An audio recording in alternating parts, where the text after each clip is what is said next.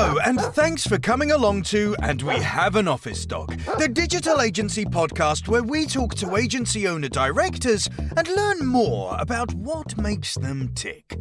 From the things that make them similar to the things they'd rather have known sooner, where they've had success and where they've learned some hard lessons.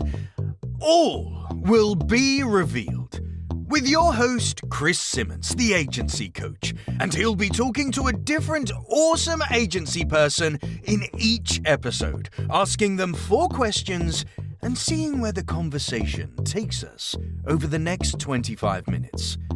Okay, so let us begin. Over to you, Chris.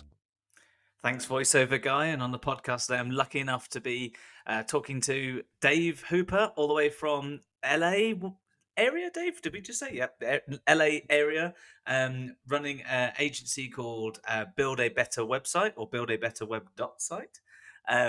Dave, welcome to the show. Oh, thank you for having me, Chris. It's a pleasure. And I appreciate you coming on in the morning, kids to feed, getting ready for school, and running a business at the same time. I'm surprised you look as young as you do. Yeah, well, the coffee's still kicking in here, so I'm good. There we go. So Dave, tell us a little bit about the business, just in case there's someone who's desperate for a brand new, brilliant website and they can only think of one place to go. Why should they buy from you? Well, yeah, the business is called Build a Better Website, and as the name suggests, we do automobile repair. No, I'm kidding. We actually build better websites. It is sort of on the nose, as they say, but I think after my history in doing my journey to get here, I kind of came to the realization that there are ways to build a better website. So. Well, hopefully we'll learn a few of these lessons without taking some IP away during the recording here. So, how long's the agency been going? So I started it in 2020, right before the pandemic. So nice timing. Well done. Yeah, I wasn't sure, but in retrospect, it was good timing. Yeah. So, at the beginning of the pandemic, presumably you didn't need to worry about office costs because for obvious reasons, and that's a nice way to start. A little bit of extra surplus cash there. What's the kind? Do you have a niche? Do you build specific types of sites, specific technologies? If I was to come along with a big truckload of cash and I wanted a website, what would it be built in?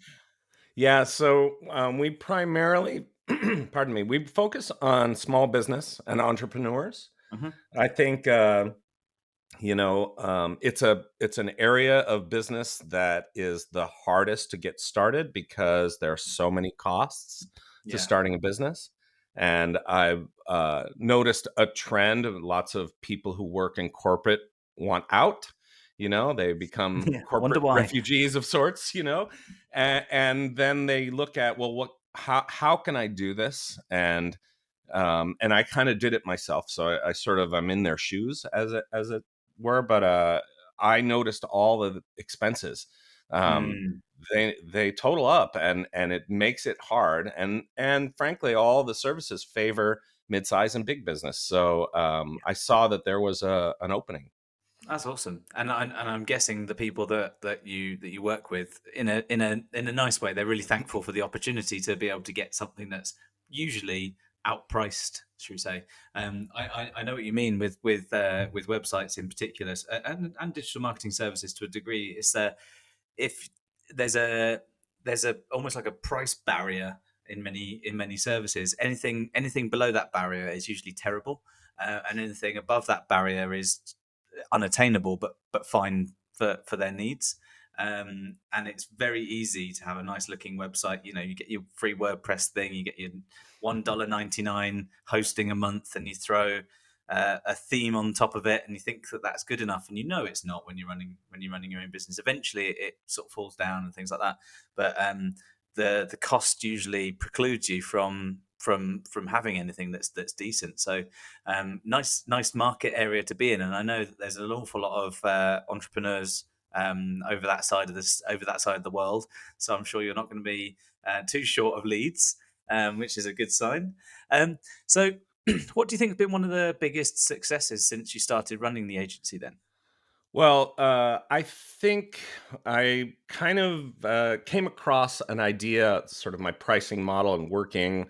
Sort of the short description is in a subscription style Mm, where I routinely say, I don't think a static website really does a good job for a business. I mm, think not just for SEO purposes, or I think signaling to the internet that you're still open for business and things are happening there. I think having some kind of evolution on your website is important. Certainly, the initial design or the redesign is important. You have to host it. I'll always argue that really good hosting is a good idea, if nothing else for SEO, because Google likes fast sites. So, but I kind of bundle everything up. I look at a year for a business and I say, okay, mm. you need the redesign, you need hosting. Certainly, we run all manner of reporting and uptime monitoring and Yeah. all the stuff that I think equals a working website that does well for a business. And then I Yeah. just divide it evenly by 12. So just to use round numbers, rather than charge, say, $2,400 for a website and all those services, I just charge $200 a month. And I don't ask for a big fee up front. There's no deposit up front. Okay. So this is me paying it forward in a sense, Yeah. because I think a lot of people have been burned by web people. I can't tell you how many times people have said, "Oh, I had a guy and he disappeared on me." I don't understand, what Mm, happens. mm. It does put me at a disadvantage at first, but this kind of um, makes them feel a little comfortable to get started. I can actually have my website and I'll build it in month one, and then we'll launch it in month two, and their ROI is right behind them. You know what I mean? Like they Yeah. can actually have a chance for their website to work for them, which I think it can, if it's done right. Yeah, I like, well, based on the market area that you're aiming for, that sounds like a really easy, no-brainer kind of sale. In many senses, I'm guessing there's complexities to it, and it's not as cheap as that when you want an e-com thing or some kind of fancy functionality. But yeah, You're it's exactly it's right. it certainly lowers the risk profile. It certainly lowers it increases the comfort, which is, again, if you, like you say, if you've been burned by someone in the past, then those sorts of things are often a lot easier to handle, which is great.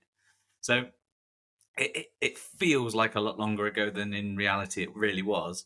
But when you set the agency up, if you could go back in time now and give yourself a little bit of advice based on things you've learned in the last 3 and a bit years, what would you advise younger and probably ever so slightly more sprightly self? Thank you. Well, my sort of regret was not starting this sooner. I think a lot of times with young people or people who haven't done this before, there's a lot of fear, and I pick that up with business owners as well. Like it's a lot, right? You're wearing all the hats. I'm Yeah. working in the business, working on the business, all that stuff. Um, but yeah, I think don't be afraid to experiment and try ideas. I kind of came through more of a corporate. Well, I struggled through corporate, which is what brought me here, and I can Mm. talk about that. But I think it should be okay to try to think outside the box and Yeah. uh, do it, and don't be afraid to experiment. It's hard to experiment with real customers, because you need that to work. But don't be afraid to, just jump in and do it. Would you have listened to your own advice? Um, Yeah, just as a bit of history, I Mm. had a whole career in music. And my dad was a jingle writer, and I sort of grew up in recording studios, and then I played drums with some famous people and toured the world, and I sort of studied jazz and improvisation, and I never really thought there was a correlation or a parallel with music and tech, but I would say that that part of nurturing your creative process and improvisation, I would say, has now served me well, because I got recruited by Microsoft and I worked there, and I was sort of bouncing against the walls in there because corporate is very structured and process oriented, Mm. which is, I understand why, but it still wasn't easy for me. and then later worked. I was actually working at Facebook as a web designer right before the pandemic, and same thing, very expensive, big teams, very. I use the term stiff. I mean, it's just very straightforward. I was the guy in the room asking the questions like, why can't we just make the big change that we need? And there were all manner of reasons, like there's legacy and we have tens of thousands of users that can't handle big changes. Anyway, so yeah, I think coming out of it and sort of reverse engineering things or just building out of sheer logic,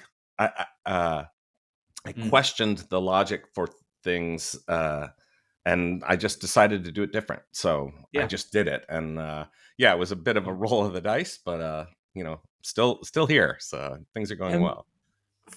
Slight follow-up question to that. You mentioned about like working in corporate and larger businesses and having kind of that stiffness and things, and obviously there are reasons for it for obvious. There you can't change one thing just because you fancy it, and 10,000 people were affected. But how would you, as your business grows, and I'm sure it will, as your business grows, how do you intend to sort of tackle the need to not be inflexible, whilst also having that kind of same requirement, I guess, to have a consistent service, consistent language, consistent communication and output and things like that. So how have you had that conversation internally yet? Are you? Yeah. So it's a great question. I think remaining open to new ideas gets harder and harder as you get older, and I'm not in my 20s anymore, So I think making an effort to welcome in the new ideas. I mean, artificial intelligence has been the biggest one lately. And a lot of people are afraid of it. I think for me, from my perspective, I sort of think, agencies, businesses that use it will overtake those who don't. I don't think it will actually take our jobs. I'm not sure that's the prediction per se, though there are a lot of tools that do a lot of the things that an agency does. But I think if in the hands of a professional, someone with experience, I think it can propel your business, and it's a waste of time to fear it and worry and be paralyzed by it, right? Just embrace it and go. So I'd say generally, I hope I'm answering your question. I tend to ramble, but I think just keep your mind open and take on the new ideas. It's not So let's say you've got 300 clients. They've all got their subscriptions, different tiers and things like that. They've all got the different things that need to be done. Client comes along and says, right, I really need all of these extra things now. And it's, you've got to provision the time for that. You've got to manage the scaling as things happen. And I guess part of the need for process will be, literally being able to deliver that without impacting other clients. But you'll also have an aspect of it where you kind of want to go, sure, yeah, absolutely. This flexibility, this need to embrace change is in our wheelhouse. Yeah, we're going to work on that. There's going to be a time when you're going to have to sort of go, right, late nights, early mornings. Yeah. No, it's funny because then process comes right back to haunt you in those cases. Yeah. No, boy, you're touching on all the right things. Yes. So that's not that dissimilar to my situation now.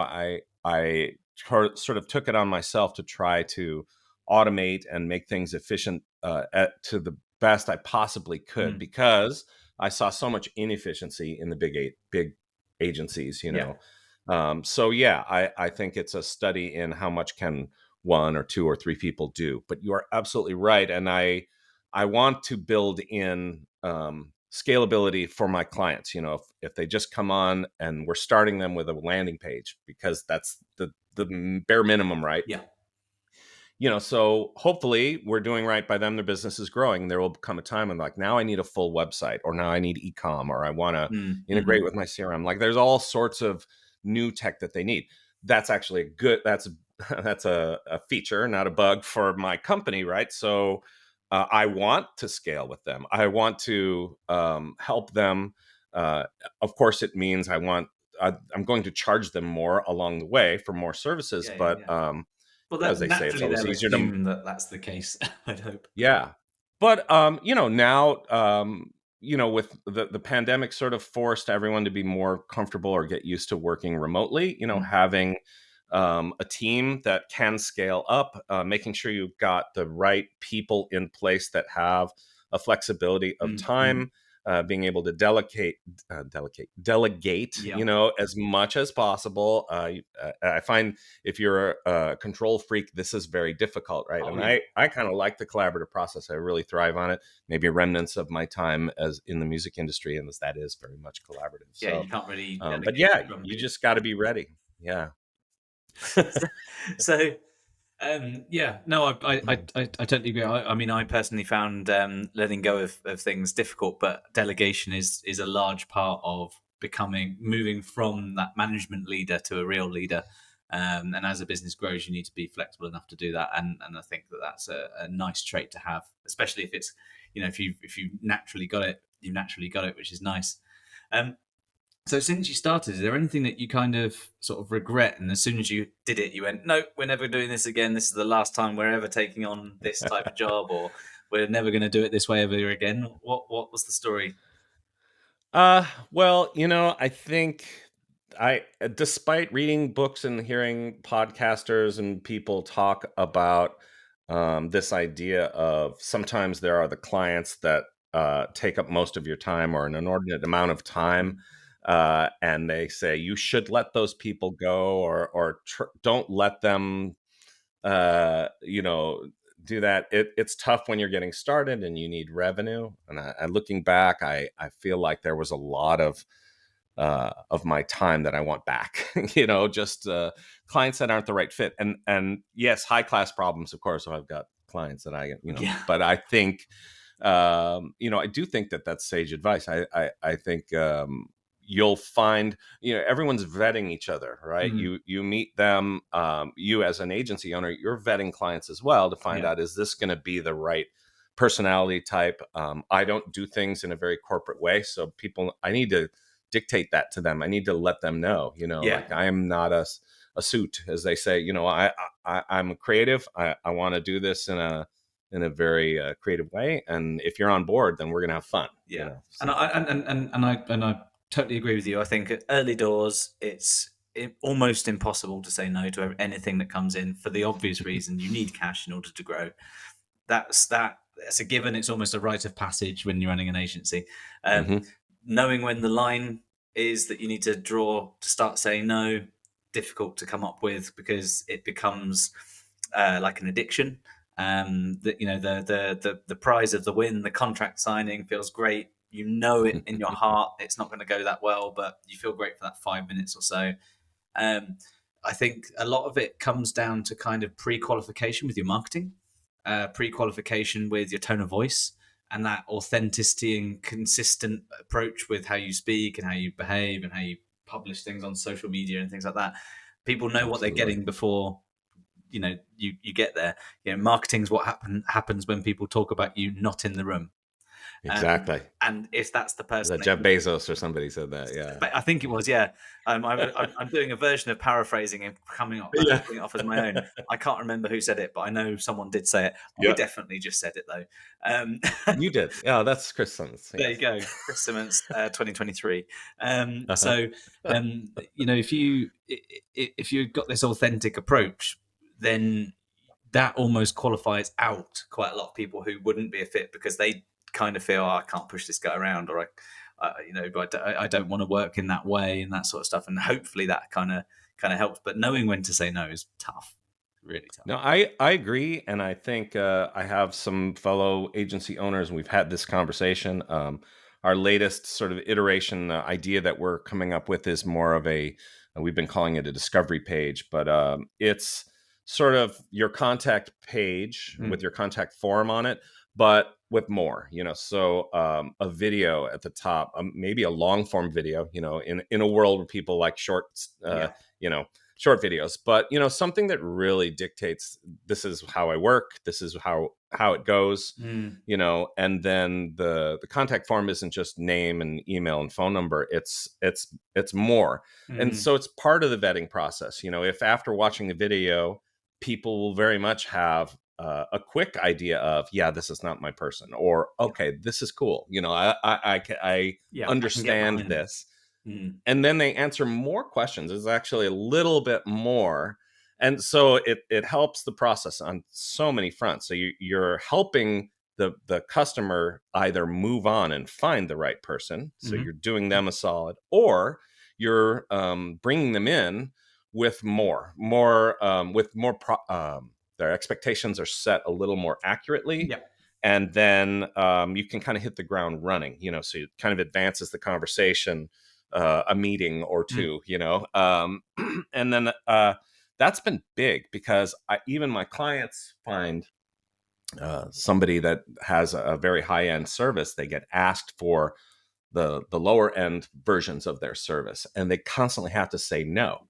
Yeah. And that's an easy one, right? You just say, well, maybe on your form, what's your starting budget, and make that starting number really high, Yeah. indicating like, okay, I just needed this little thing, anyhow. But those are some of the more out of the box creative ways of doing it, because 99% of websites just have a contact page. Just give us your stuff. We'll have a phone call or whatever. And well, I mean, I as a business owner who works building agencies with agency owners, did some market research, and this was anecdotal. Me clicking around the internet, should we say? Mhm. Big old list of agencies to have a look at their websites. The ones that had contact pages had just a form and no other way to contact anyone. And personally, I find that really. I might still fill in the form, but it's nice to know there's a telephone number or an email address or something along those lines. Most of the email addresses didn't work. Most of the email addresses were like info at, so they weren't really personalized. The forms were just like name, email, message. Like there wasn't any kind of, and you can tell that that there's not been much thought gone into it, and they'll take any lead that they can because very clearly they're making it hard to get their own leads in. But I like the idea of like this kind of pre-qualification discovery style form. It's a good move.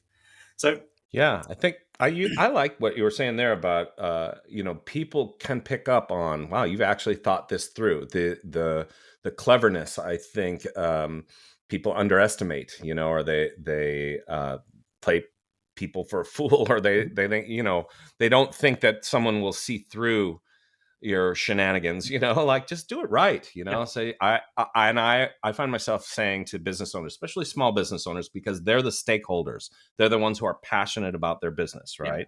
I said, okay, maybe you're uncomfortable on camera, but the most powerful thing you can do is say in your own words, this is me, this is what I do, I'm very good at it. If you're A, B, and C, I can help you, let's have a conversation. Far more than some nicely designed brochure, on their website. Say it. It personalizes the website to the degree that it can be personal. And if your call to action is set up a meeting, whether it's a Zoom meeting or whatever, it will happen. And then people will know. Versus, well, I filled out some contact forms. And then people say, now, which agency are you from? Because I was shopping today and I filled out 10. And, that's a not a good start. I completely agree. I wish more people would do it like us. Dave, people are listening across the world, probably all 333 million Americans listening to this podcast right now. What is your one piece of advice for anyone who's wanting to start their own digital agency? Wow. I would say try. Everyone needs a bit of a niche or a something that differentiates them. So whatever that is, do your best to capitalize on that.